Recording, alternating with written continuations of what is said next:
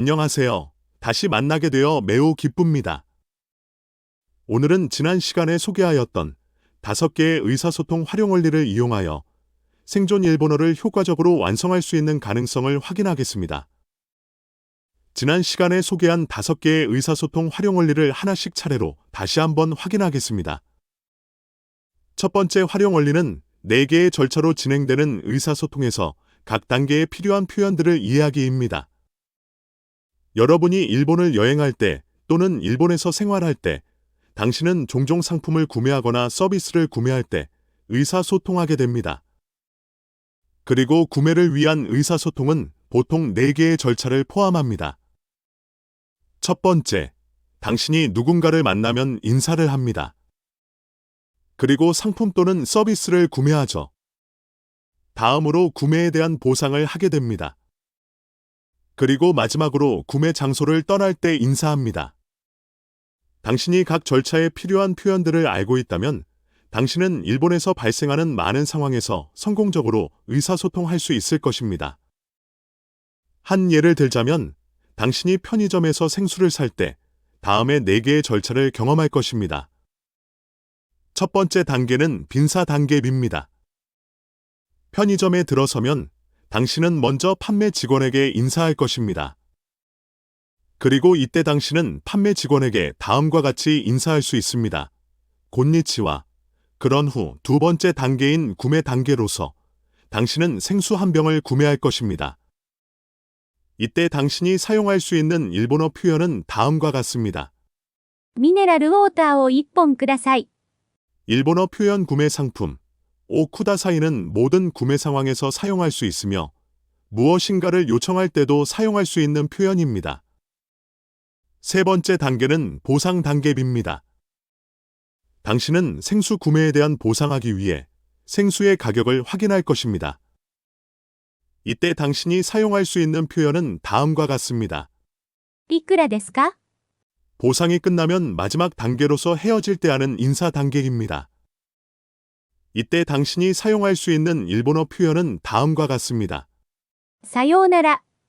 편의점을 나가면서 당신은 판매 직원에게 이 일본어 표현을 사용하면 되겠습니다. 따라서 당신이 각 단계에 필요한 표현을 알고 있다면 당신은 원하는 상품을 구매하기 위해 판매 직원과 성공적으로 의사소통할 수 있습니다. 유튜브 화면의 표에서 보여주듯이 각 단계에 필요한 일본어 표현들을 대응하는 한국어 표현들과 함께 정리하였습니다. 이제 각 단계에 필요한 일본어 표현들을 자세하게 살펴보겠습니다. 첫 번째 단계인 빈사 단계에 필요한 일본어 표현은 다음과 같습니다. こんにちは。 이 일본어 인사 표현은 오전 10시부터 오후 5시까지 사용할 수 있는 일본어 인사입니다. 오전 10시 이전에 사용할 수 있는 일본어 인사는 다음과 같습니다. おはよう。 좀 더 정중하게 인사하고 싶다면 다음과 같이 표현할 수 있습니다. おはようございます。 주의할 것은 고자이마스는 아침 인사하고만 함께 사용할 수 있습니다. 오후 5시 이후부터 사용할 수 있는 일본어 인사 표현은 다음과 같습니다. こんばんは。 두 번째 단계인 구매 단계에 필요한 표현은 앞서 잠깐 소개하였듯이 구매 상품 플러스 5 플러스 쿠다사이입니다. 이 표현은 상품을 구매할 때 사용할 수 있는 표현입니다. 예를 들어 식당에서 비빔밥을 먹고 싶다면 다음과 같이 표현할 수 있습니다. ビビンバをください。 세 번째 단계인 보상 단계에 필요한 일본어 표현은 다음과 같습니다. いくらですか? 한국어 표현 얼마예요? 와 같이 상품의 가격 또는 서비스 가격을 확인할 때 사용할 수 있는 표현입니다. 물론 당신이 이미 가격을 알고 있다면 불필요한 일본어 표현이 될 수도 있습니다. 하지만 이 일본어 표현은 당신이 구매하기 전에 가격을 확인하고 싶을 때 사용할 수 있습니다. 마지막 단계인 인사 단계에 필요한 일본어 표현은 다음과 같습니다. さようなら。 당신이 각 단계에 필요한 일본어 표현을 알고 있다면 많은 일본어 의사소통 상황에서 성공적으로 의사소통할 수 있습니다. 당신이 상품이 아닌 서비스를 구매할 때도 첫 번째 단계와 세 번째 단계, 그리고 네 번째 단계에 필요한 표현들은 상품 구매에서 사용하는 표현들 그대로 사용할 수 있습니다. 당신이 주의해야 할 단계는 두 번째 단계인 구매 단계입니다. 두 번째 단계인 구매 단계를 당신이 주의해야 하는 이유는 당신이 어떤 서비스를 구매하느냐에 따라 다양한 표현들이 필요하기 때문입니다. 그래서 서비스를 구매할 때 두 번째 단계는 복잡하고 어려울 수 있습니다. 그러나 당신이 서비스를 구매할 때 서로 다른 두 상황을 이해하고 각 상황에 필요한 표현들을 기억하고 활용할 수 있다면 당신이 원하는 서비스를 성공적으로 구매할 수 있을 것입니다. 서비스를 구매하는 첫 번째 상황은 상품을 구매할 때와 유사하게 실체가 있는 서비스를 구매하는 상황입니다. 앞서 상품을 구매할 때 구매 상품 플러스 5 플러스 쿠다사이라는 표현을 사용할 수 있다고 하였습니다. 실체가 있는 서비스를 구매할 때에는 이 표현을 사용할 수 있습니다. 예를 들면 식당에서 비빔밥을 구매하고 싶다면 다음과 같이 표현할 수 있습니다. ビビンバをください。 또는 좀 더 정중하게 다음과 같이 표현할 수 있습니다. ビビンバをお願いします。 실체가 있는 서비스를 구매할 때 원하는 서비스 플러스 5 플러스 쿠다사이 또는 원하는 서비스 플러스 5 플러스 오네가 이시마스 라는 표현을 사용할 수 있습니다. 또 다른 예를 들자면 비행기 내에서 오렌지 주스를 요청하고 싶다면 당신은 다음과 같이 표현할 수 있습니다. オレンジジュースをお願いします。 이와 같이 원하는 서비스 플러스 5 플러스 오네가 이시마스 라는 표현을 기억한다면 실체가 있는 서비스를 요청할 때 당신이 원하는 서비스를 구매할 수 있습니다. 그러나 당신이 비빔밥 또는 오렌지 주스 같은 실체를 요청하는 서비스가 아닌 특정한 행위를 포함하는 서비스를 구매할 때는 어떠한 서비스를 구매하느냐에 따라 다양한 표현들을 구별해서 사용할 필요가 있습니다. 예를 들어 식당에서 당신이 직원에게 당신이 앉을 식탁을 정리해 달라고 요청하고 싶다면 당신은 다음과 같이 표현할 수 있습니다. テーブルを片付けてください。 한국어 표현으로는 식탁 좀 치워주세요 입니다. 당신이 식탁 좀 닦아주세요 라고 표현하고 싶다면 일본어로 다음과 같이 표현할 수 있습니다. テーブルを拭いてください。 한편 미용실에서 당신이 파마를 하고 싶다면 당신은 미용실 직원에게 파마해 주세요 라고 표현할 수 있어야 합니다. 일본어로는 다음과 같이 표현할 수 있습니다. パーマをかけてください。 당신이 머리 염색을 하고 싶다면 당신은 머리 염색해 주세요 라고 표현할 수 있어야 합니다. 일본어로는 다음과 같이 표현할 수 있습니다. 染めてください。 당신이 택시를 탔다면 당신은 택시기사에게 당신의 목적지를 알려야 합니다. 이때 사용할 수 있는 표현은 목적지 가 주세요 입니다. 일본어 표현으로는 목적지 플러스 마데 플러스 오네가 이시마스 라고 표현할 수 있습니다. 예를 들어 당신이 시청을 간다면 당신은 다음과 같이 표현할 수 있습니다. 市役所までお願いします。 이와 같기에 당신이 서비스를 구매할 때 두 번째 단계인 구매 단계에서는 어떤 서비스를 구매하느냐에 따라 구매에 필요한 표현이 다르기에 당신은 다양한 표현을 준비할 필요가 있습니다. 요약하자면 당신이 어떤 서비스를 구매하느냐에 따라 서비스 구매 단계에 필요한 표현들은 달라집니다. 당신이 어떤 상품 또는 어떤 서비스를 구매하느냐에 따라 구매 단계에 필요한 표현들이 달라지기에 당신의 두 번째 의사소통 활용 원리인 목표 지향적 의사소통을 활용할 필요가 있습니다. 두 번째 의사소통 활용 원리인 목표 지향적 의사소통은 특정 구매 상황에서 성공적인 구매를 위해 필요한 표현들은 무엇인지 구매 전에 확인하고 준비하고 필요하다면 연습하는 의사소통 전략 원리입니다. 목표 지향적 의사소통이 필요한 이유를 다시 한번 확인하자면 다음과 같습니다. 4개의 절차적 단계로 진행되는 의사소통에서 첫 번째 인사 단계와 세 번째 보상 단계, 그리고 네 번째 인사 단계에 필요한 표현들은 각각 곤니치와 이쿠라 데스카, 그리고 사요오나라입니다. 그리고 이 세 표현은 어떠한 구매 상황에서도 일관되게 사용할 수 있습니다. 그러나 두 번째 단계인 구매 단계에서는 앞서 확인하였듯이 당신이 어떤 상품 또는 어떤 서비스를 구매하느냐에 따라 필요한 표현들이 달라집니다. 따라서 일상에서 구매 활동을 위한 일본어 의사소통을 수행할 때 의사소통의 성공과 실패는 두 번째 단계에서 당신이 성공적으로 의사소통할 수 있느냐로 결정됩니다.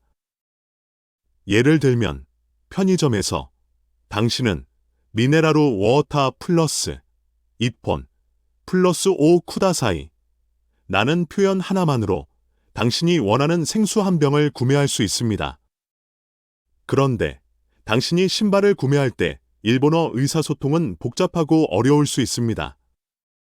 당신은 이 신발 주세요 라는 일본어 표현 고노 쿠츠오 쿠다사이 나는 표현 하나만으로 당신이 원하는 신발을 구매할 수 없습니다. 판매 직원이 당신의 신발 사이즈와 당신이 선호하는 신발 색상을 묻기 때문입니다. 신발을 구매하는 상황에 대비하기 위해 당신은 필요한 표현들을 준비하고 연습할 필요가 있습니다. 다시 말해서 당신의 신발 사이즈가 265라면 일본어로 어떻게 표현하는지 확인하고 준비할 필요가 있습니다. 한국에서와는 다르게 일본은 센티미터를 사용하기에 265를 26호로 통용합니다.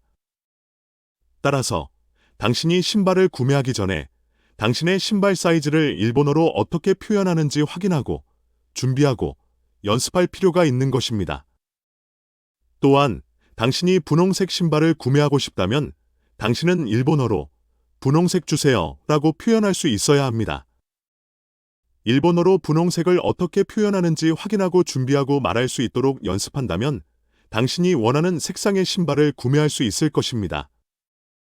앞서 상품을 구매할 때 사용할 수 있는 표현, 원하는 상품, 플러스 오, 플러스 쿠다사이를 사용한다면 당신에게 필요한 표현은 신발 사이즈를 알리기 위한 표현, 26오, 플러스 오, 플러스 쿠다사이, 와 분홍색, 플러스 오, 플러스 쿠다사이를 사용할 수 있습니다.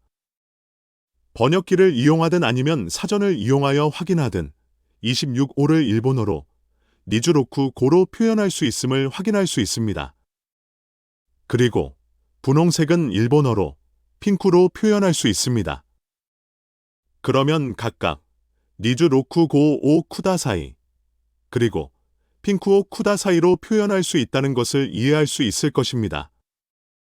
정리하자면 두 번째 활용 원리, 목표 지향적 의사소통은 당신이 특정 상품 또는 특정 서비스를 구매하기 전에 당신이 특정 상품 또는 특정 서비스를 구매하기 위해 필요한 표현은 무엇인지 미리 확인하고 연습함으로써 당신이 성공적으로 의사소통할 수 있도록 준비시킬 수 있는 활용 원리입니다. 두 번째 의사소통 활용 원리인 목표 지향적 의사소통이 효율적이라는 주장은 다음의 견해에 바탕을 둡니다. 취업 면접을 생각해 보세요. 취업 면접이 어려운 이유는 면접 질문을 사전에 알 수 없기 때문입니다. 만약 면접 질문을 사전에 알 수 있다면 당신은 각 면접 질문에 대한 답변을 준비하고 연습하여 취업 면접의 어려움을 극복하여 만족스러운 결과를 얻어낼 수 있을 것입니다. 마찬가지로 일본어로 의사소통할 수 있는 준비가 되었다면 일본어로 진행하는 당신의 구매 활동도 훨씬 더 유쾌할 것입니다. 구매 활동 전에 번역기를 활용하던 아니면 주변의 도움을 받던 특정 상품 또는 특정 서비스를 구매하기에 필요한 표현들을 미리 확인하고 준비하고 연습하세요. 이러한 언어 활동이 바로 목표 지향적 의사소통입니다. 당신이 목표 지향적 의사소통을 활용한다면 당신은 대부분의 일본어 의사소통 상황에서 성공적으로 의사소통할 수 있을 것입니다. 목표 지향적 의사소통 활용의 신뢰와 장점을 테 쿠다사이, 나는 일본어 표현으로 확인하겠습니다. 테 쿠다사이, 나는 표현은 어떤 행위를 요청할 때 사용할 수 있는 표현입니다.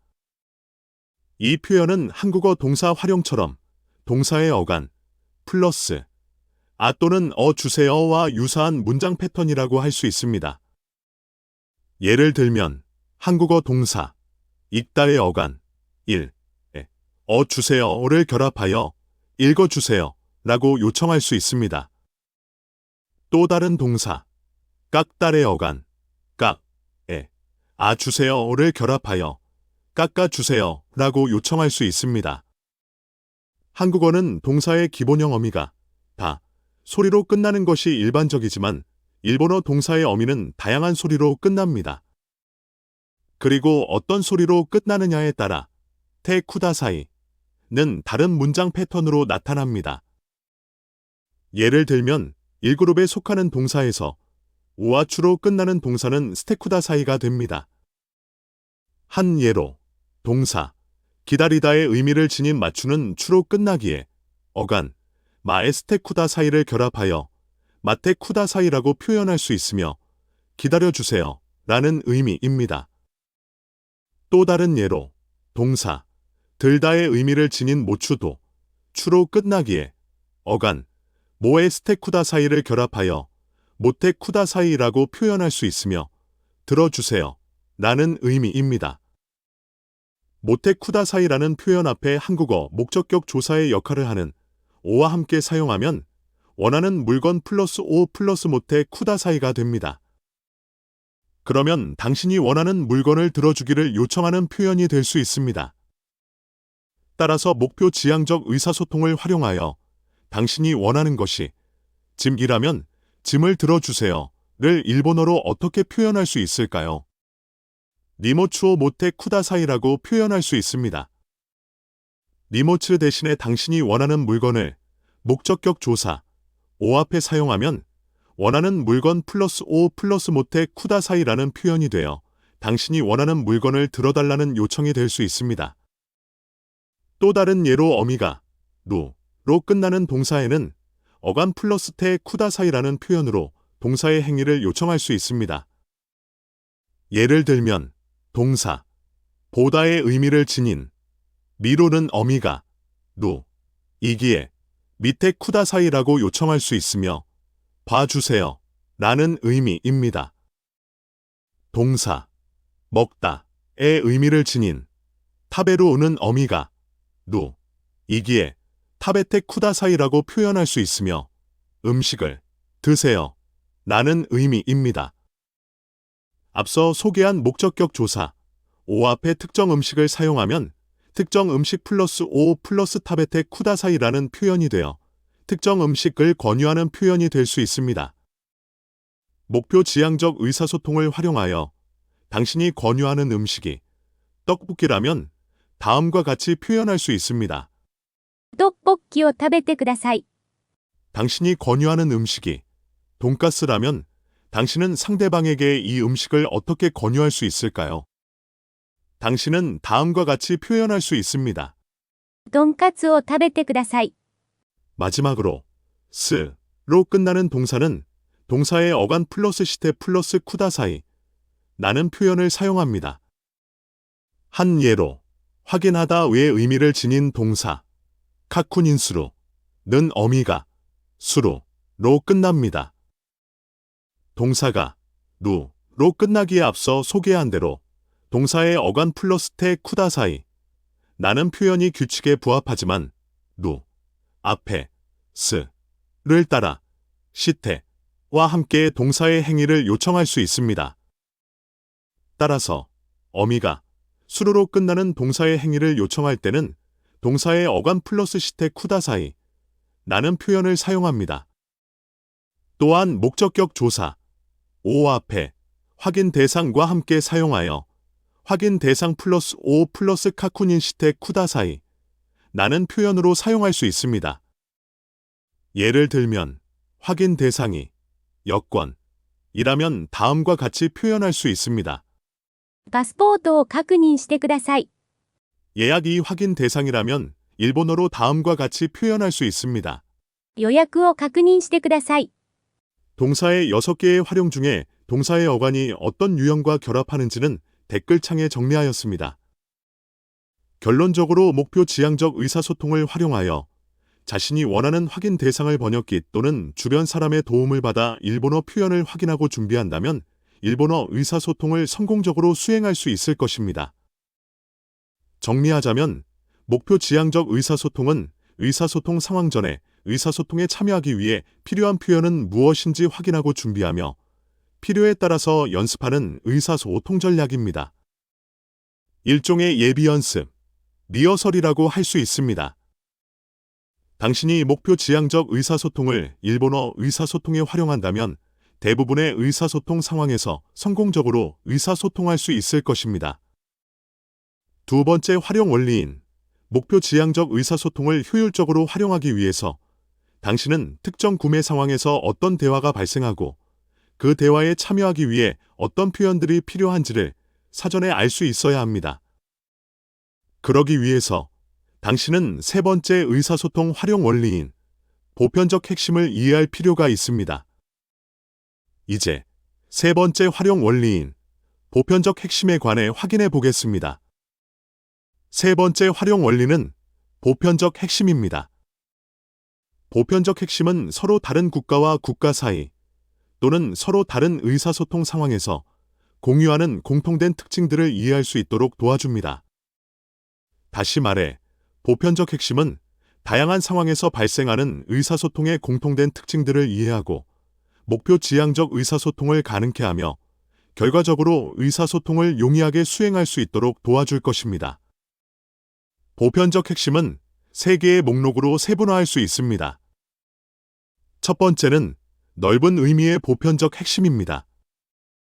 넓은 의미의 보편적 핵심은 서로 다른 국가와 국가 사이, 즉 한국과 일본 사이, 또는 서로 다른 문화와 문화 사이에서 공통적으로 나타나는 의사소통 특징들이 있다 라는 견해입니다. 예를 들면 구매 상황에서 발생하는 4개의 절차적 단계는 한국이나 일본의 구매 활동에서 공통적으로 나타나는 특징입니다. 당신이 상품 또는 서비스를 구매할 때 당신은 앞서 확인한 4개의 절차적 단계를 경험합니다. 그리고 이러한 4단계로 진행되는 구매 활동은 한국에서만 나타나는 특징이 아니고 일본 그리고 세계 대부분의 국가들에서 나타나는 공통적인 특징입니다. 유사하게 신발 또는 의류를 구매할 때 한국에서든 일본에서든 그리고 세계 어디에서는 판매자는 고객의 사이즈와 색상을 확인합니다.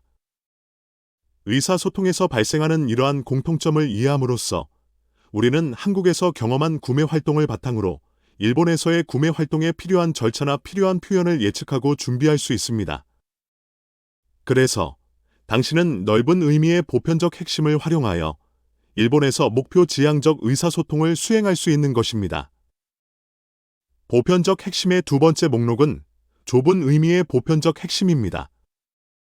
좁은 의미의 보편적 핵심은 다음의 견해에 바탕을 둡니다.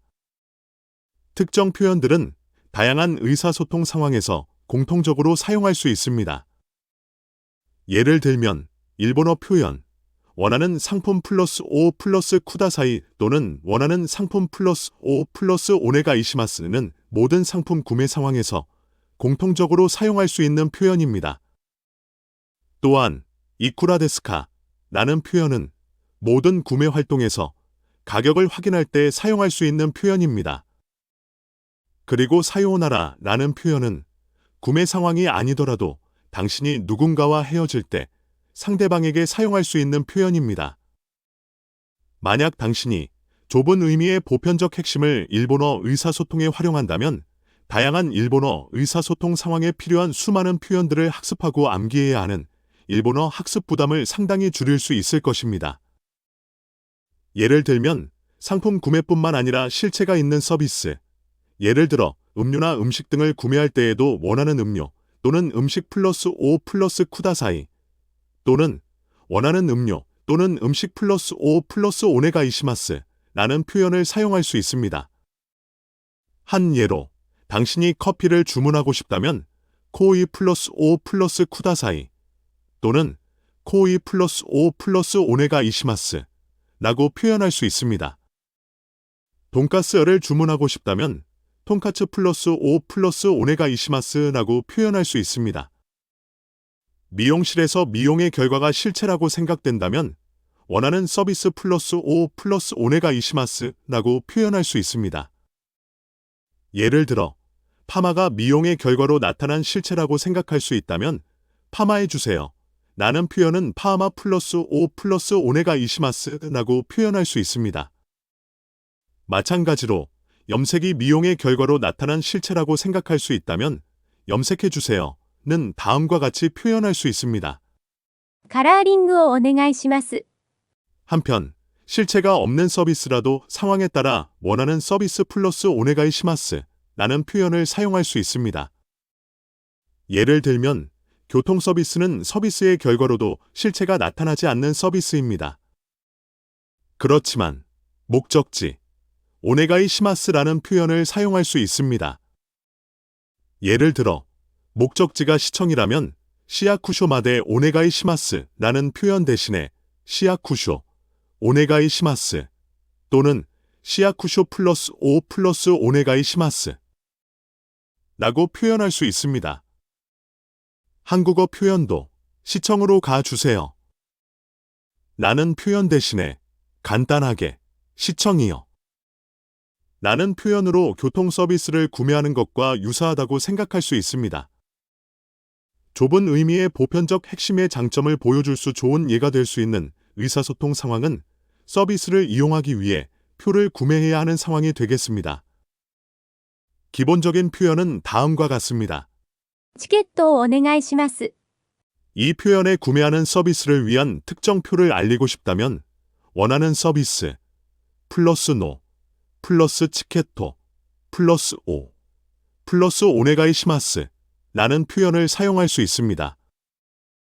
예를 들어 콘서트 관람을 위한 표를 구매하고 싶다면 다음과 같은 표현을 사용할 수 있습니다.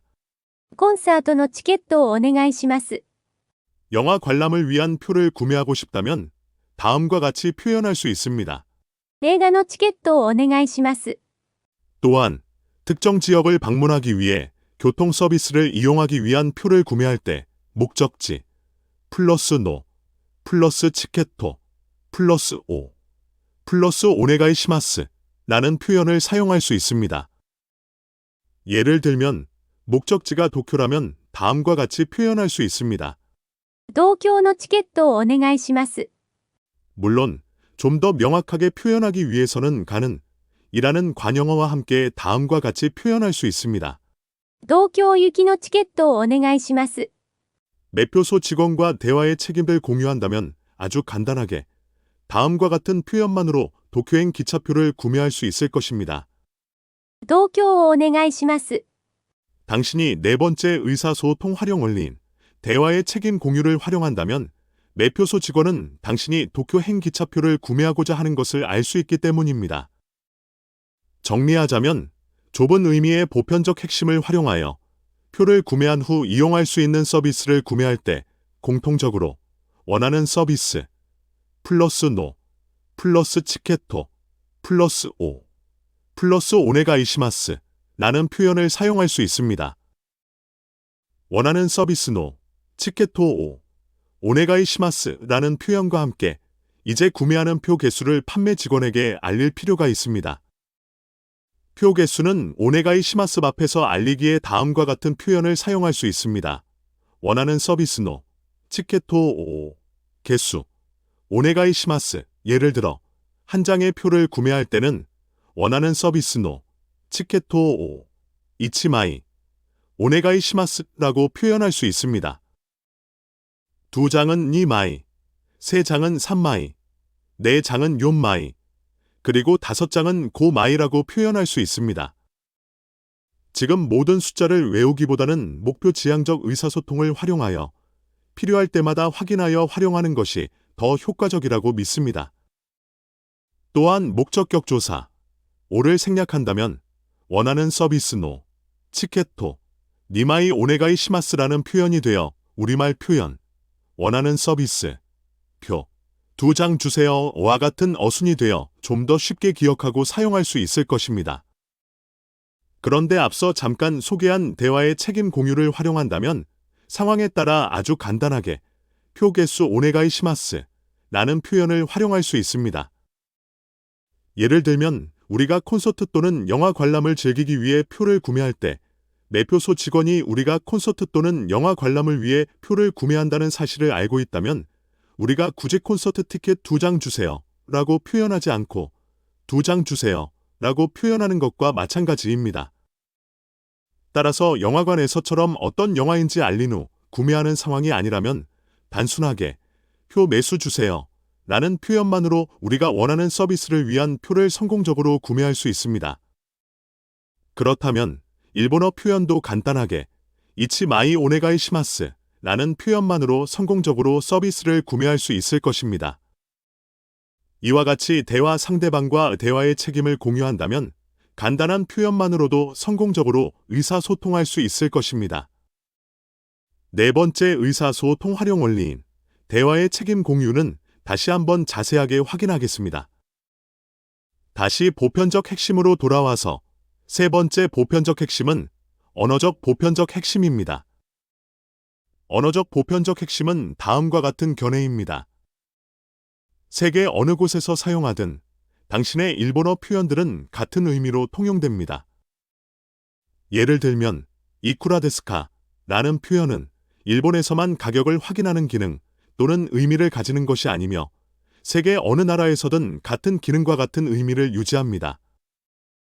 같은 맥락으로 오 플러스 오네가이 시마스 라는 표현은 상품을 구매할 때 또는 무언가를 요청할 때 사용할 수 있으며 한국과 일본을 포함하여 세계 어느 나라에서든 같은 의미로 통용됩니다. 따라서 언어적 보편적 핵심을 활용한다면 당신은 한국과 일본에서뿐만 아니라 세계 어느 곳에서든 일본어 의사소통 연습을 할 수 있으며 결과적으로 당신의 일본어 학습은 훨씬 더 효율적으로 진행될 수 있을 것입니다. 지금까지의 내용을 정리하자면 넓은 의미의 보편적 핵심은 서로 다른 국가와 국가 또는 서로 다른 문화와 문화 사이에서 나타나는 공통된 의사소통 특징들입니다. 공통된 특징들을 이해함으로써 당신은 특정 의사소통 상황의 절차와 의사소통에 필요한 일본어 표현들을 미리 예측할 수 있어 그 표현들을 준비하고 연습할 수 있습니다. 그렇다면 당신은 넓은 의미의 보편적 핵심을 활용하여 목표 지향적 의사소통을 수행할 수 있다는 것입니다. 한편 좁은 의미의 보편적 핵심은 다양한 의사소통 상황에서 공통적으로 사용할 수 있는 일본어 표현들이 있다 라는 견해에 바탕을 둡니다. 예를 들면 일본어 표현 오 플러스 오네가이 시마스는 모든 구매 상황에서 사용할 수 있는 표현입니다.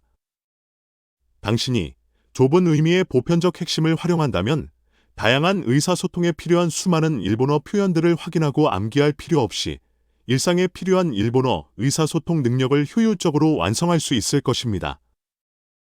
언어적 보편적 핵심은 일본어 표현들은 한국과 일본에서뿐만 아니라 세계 어느 곳에서 사용하든 같은 의미로 통용된다 라는 견해입니다.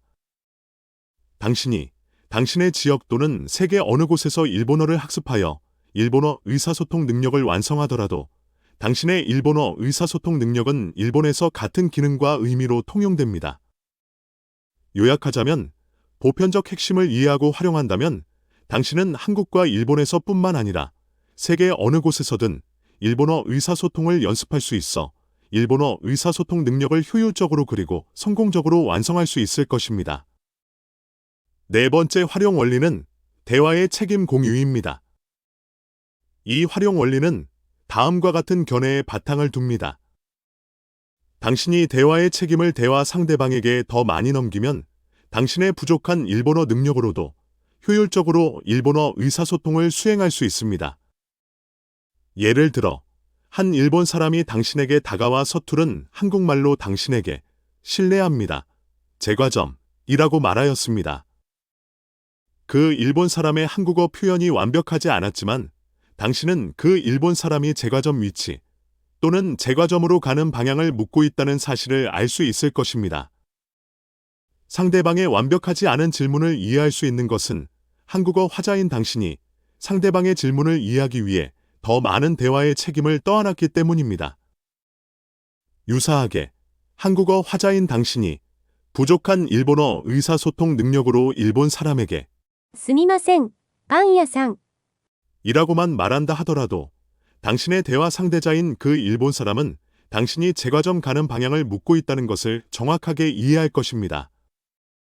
당신이 모든 필요한 정보를 전하지 않더라도 그 일본 사람은 대화 상황을 바탕으로 당신의 부족한 정보를 채울 수 있기 때문입니다.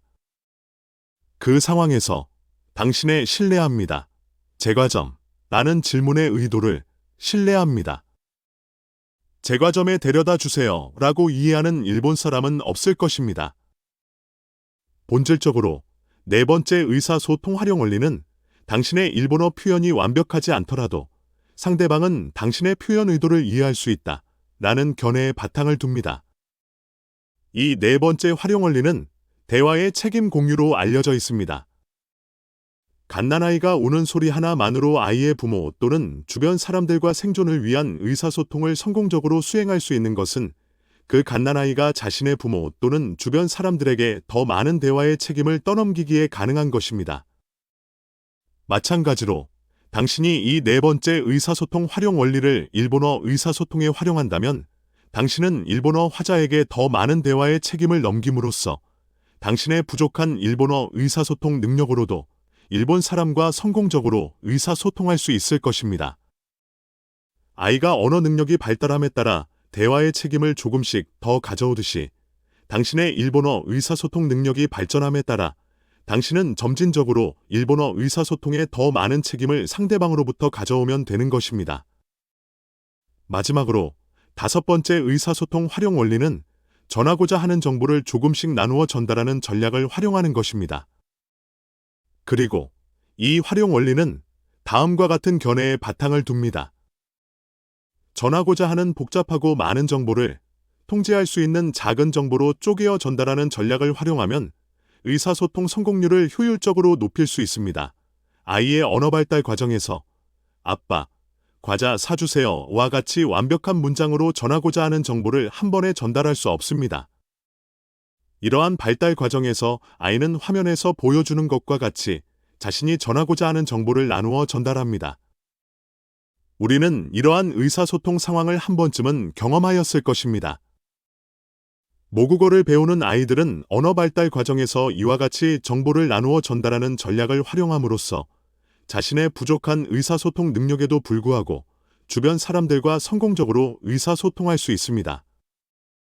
일본어를 학습하는 당신도 일본어 발달 과정에서 이러한 의사소통 전략을 활용한다면 언어 능력이 부족한 아이들이 성공적으로 의사소통할 수 있는 것처럼 당신의 의사소통 성공률을 훨씬 더 높일 수 있을 것입니다.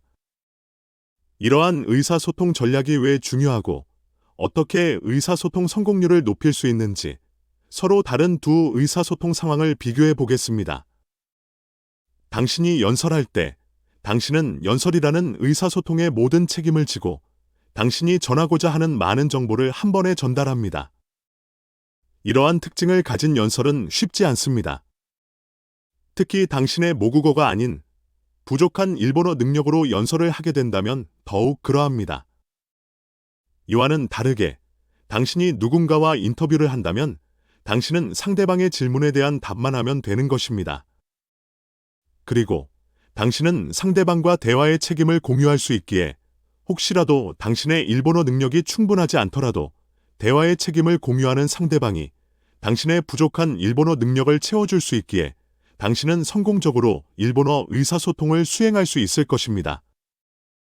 다시 말해서 당신이 상대방과 대화의 책임을 공유하고 정보를 조금씩 나누어 전달하는 전략을 모두 사용한다면 당신의 부족한 일본어 의사소통 능력으로도 성공적으로 의사소통할 수 있을 것입니다.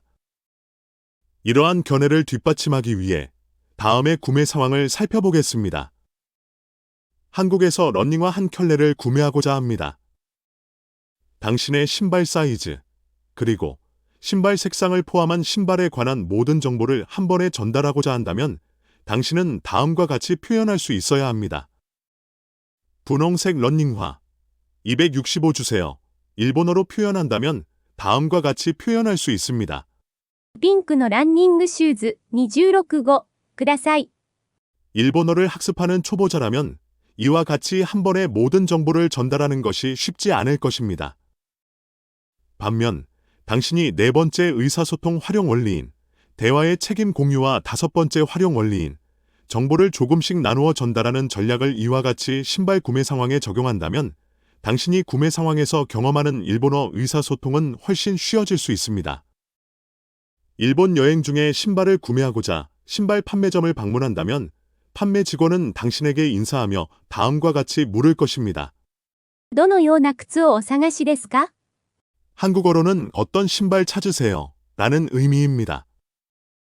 판매 직원의 이 같은 물음에 당신은 간단하게 난닝구 슈우즈오 쿠다사이라고 대답할 수 있습니다. 간단한 대답이지만 판매 직원은 당신이 러닝화를 찾고 있다는 사실을 알 수 있을 것입니다. 그러면 판매 직원은 당신의 신발 사이즈를 확인하기 위해 다음과 같이 물을 것입니다. 靴のサイズはどうされますか？ 판매 직원의 이러한 질문에 당신은 당신의 사이즈를 다음과 같이 알릴 수 있습니다. 26号ください。 그러면 판매 직원은 당신의 신발 사이즈가 265라는 것을 알 수 있습니다. 마지막으로 판매 직원이 당신이 선호하는 색상을 확인하기 위해 다음과 같이 질문할 것입니다. どの色をご希望ですか？ 판매 직원의 이러한 질문에 당신이 원하는 색상이 분홍색이라면 ピンクをください。 라고만 대답하더라도 판매 직원은 당신이 원하는 색상이 분홍색이라는 것을 알 수 있습니다.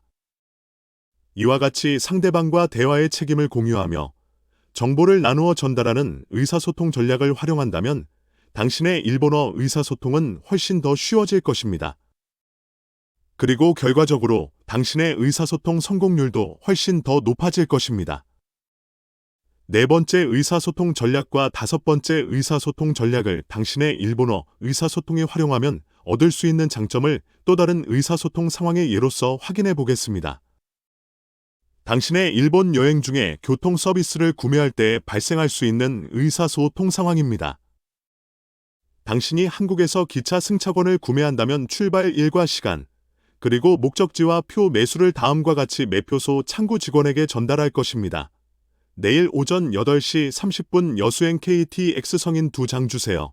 당신의 일본어 의사소통 능력이 충분하다면 보편적 핵심을 활용하여 출발 일과 시간, 그리고 목적지와 표 매수를 매표소 직원에게 전달할 수 있을 것입니다. 그리고 승차권 구매에 필요한 모든 정보를 한 번에 전달한다면 다음의 표현과 유사할 것입니다. 明日の午前10時の東京行きの切符を大人2枚ください。 혹시라도 당신의 일본어 의사소통 능력이 충분하지 않다면 이와 같이 모든 정보를 한 번에 전달할 수 없을 것입니다. 이때 당신이 네 번째와 다섯 번째 의사소통 전략을 활용한다면 다음과 같이 당신이 원하는 승차권을 성공적으로 구매할 수 있을 것입니다. 당신이 기차역 또는 전철역에서 승차권을 구매하기 위해 매표소 창구에 가면 창구 직원은 우선 당신의 목적지를 확인하기 위해 다음과 같은 질문을 할 것입니다. どちらまでですか？ 당신의 목적지를 알리기 위한 간단한 표현은 목적지, 오네가이 시마스입니다. 따라서 당신의 목적지가 도쿄라면 도쿄, 오네가이 시마스라고 대답할 수 있습니다. 그런 후 창구 직원은 당신이 원하는 좌석이 지정석인지 아니면 자유석인지 확인할 것입니다. 이때 창구 직원은 다음과 같은 질문을 할 것입니다. 自由席にしますか？それとも指定席にしますか？ 자유석은 우리나라의 입석과 같은 방식으로 운영되고 있습니다. 당신이 지정석을 원한다면 시테이 세키, 오네가이 시마스라고 표현할 수 있고 자유석을 원한다면 지요 세키, 오네가이 시마스라고 표현할 수 있습니다. 원하는 좌석 선택 후에 창구 직원은 당신의 출발 일과 시간을 확인할 것입니다. 이때 창구 직원은 다음과 같이 질문할 것입니다. 日付と時間はどうされますか？ 보편적 핵심에 따라 당신은 창구 직원이 당신의 출발 일과 시간을 확인한다는 것을 알 수 있습니다. 이때 당신은 다음과 같이 표현할 수 있습니다. 今日の午後3時、お願いします。 물론 당신이 원하는 출발 일과 시간이 아니라면 목표 지향적 의사소통을 활용하여 당신이 원하는 출발 일과 시간을 확인하고 준비할 수 있습니다. 이어서 매표소 창구 직원은 승차 인원에 따른 승차권 구매 수를 확인하기 위해 다음과 같은 질문을 할 것입니다. 何名様ですか？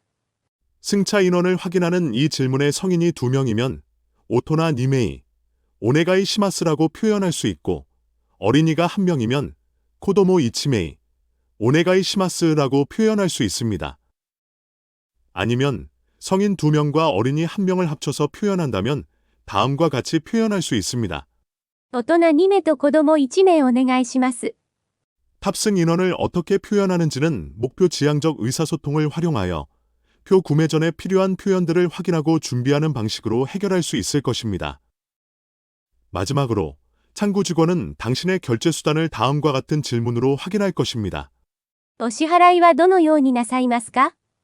이와 같은 질문에 당신이 카드로 결제하고 싶다면 다음과 같이 대답할 수 있습니다. カードでお願いします。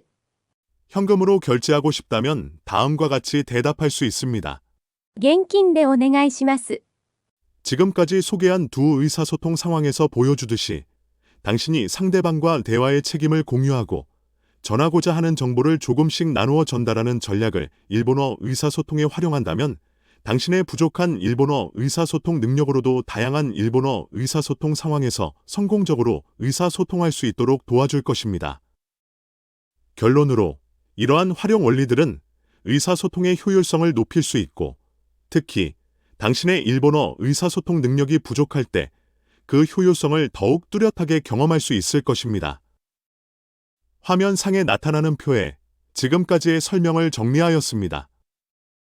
오늘의 강의를 요약하자면 일상생활에 필요한 일본어 의사소통 능력을 완성하기 위해 필요한 5개의 의사소통 활용 원리에 관해 중점적으로 확인하였습니다.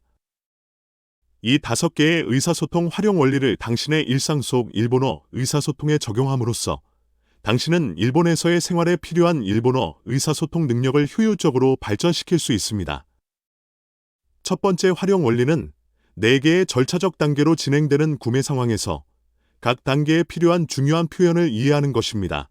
두 번째 활용 원리인 목표 지향적 의사소통은 당신이 특정 일본어 의사소통에 참여하기 위해 필요한 일본어 표현들을 확인하고 준비하고 연습할 수 있도록 이끌 것입니다. 결과적으로 당신의 일본어 의사소통 능력을 효율적으로 향상시킬 것입니다. 세 번째 활용 원리인 보편적 핵심을 활용하여 당신은 특정 일본어 의사소통에 필요한 표현들을 미리 확인하고 준비할 수 있고 필요에 따라서 연습할 수도 있습니다. 보편적 핵심은 서로 다른 국가와 국가 사이 또는 서로 다른 문화와 문화 사이에 공유하는 공통적 특징을 당신이 이해할 수 있도록 도와줍니다. 그러면 당신은 다양한 일본어 의사소통 상황에서 목표 지향적 의사소통을 활용할 수 있고 결과적으로 당신의 일본어 의사소통은 훨씬 더 쉬워질 것입니다. 중요하게는 당신이 세 번째 의사소통 활용 원리인 보편적 핵심을 일본어 의사소통에 활용한다면 당신은 일본어 표현을 일본에서 뿐만 아니라 한국 그리고 일본어가 통용되는 세계 어느 나라에서도 일본어 의사소통 연습을 할 수 있을 것입니다. 이러한 일본어 학습 활동은 일본에서의 당신의 일상생활에 필요한 일본어 의사소통 능력을 훨씬 더 효율적으로 완성할 수 있도록 도와줄 것입니다. 네 번째 활용 원리인 대화의 책임 공유는 당신의 제한된 일본어 능력으로도 당신이 성공적으로 일본어 의사소통을 성공적으로 수행할 수 있게 도와줄 것입니다.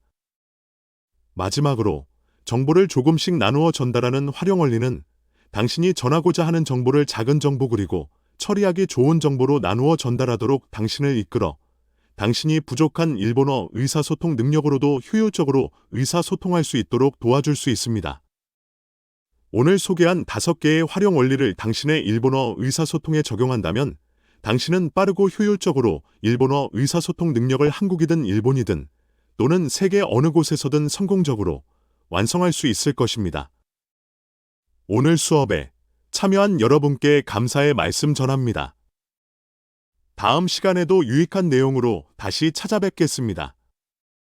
다음 강의에서 다시 만나요.